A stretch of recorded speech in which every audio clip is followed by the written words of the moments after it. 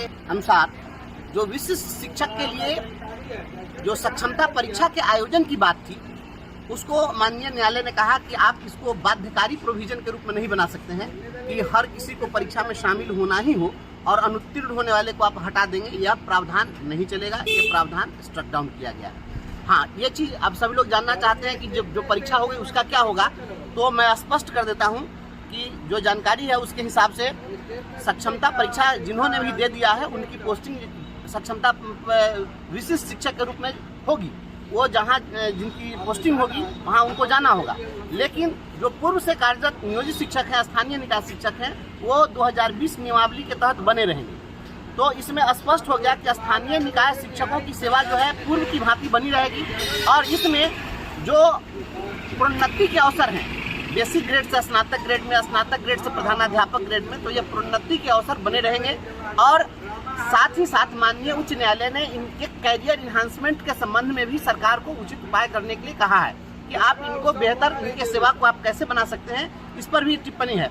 और जो प्रमोशन हम लोग का लंबित है तो प्रोन्नति देने की ही बातें हुई है। तो कुल जुला कर के जो स्थिति है उसमें जो लोग चाहते थे कि नहीं हम अपने दूर दराज के जिलों में पोस्टिंग के आधार पर हम अपना घर छोड़कर बेघर होने की कीमत पर हम नौकरी करें, तो ये जो प्रावधान था यह प्रावधान खत्म कर दिया गया है। इसलिए अब कोई भी स्थानीय निकाय शिक्षक परेशान नहीं हो, जो जहाँ है वहाँ बने रहेंगे, उनके सेवा पर किसी प्रकार का कोई सवाल नहीं होगा।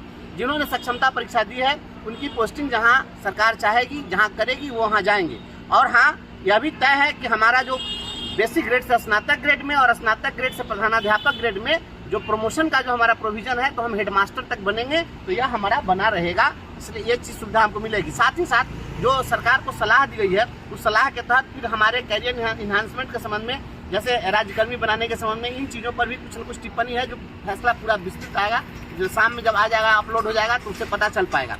और एक चीज़ और मैं पहले ही बता दिया था कि जिस तरीके से राज्य सरकार ने विशिष्ट शिक्षक नियमावली के साथ ही यह कह दिया था कि जिलों में जो अपीलीय प्राधिकार है ये खत्म हो जाएंगे, तो अपीलीय प्राधिकार को भी यथावत रख दिया गया है कि अपीलीय प्राधिकार का प्रोविजन बना रहेगा, उसकी व्यवस्था बनी रहेगी, उसको आप खत्म नहीं कर सकते हैं। देखिए बंधुओं, मैं बहुत पहले से क्लियर कट कह रहा हूँ कि संविधान का जब 73वां संशोधन हुआ 1992 में, तो उसके साथ ही जो प्राइमरी एजुकेशन है वो स्थानीय निकायों के हवाले कर दिया गया। और स्थानीय निकायों के हवाले जब कर दिया गया है तो पूरी तरह से स्थानीय निकायों से इसको नहीं छीना जा सकता है। इसलिए यह चीज़ चलने वाला नहीं है। अब रही बात विशिष्ट शिक्षक की बात और राज्य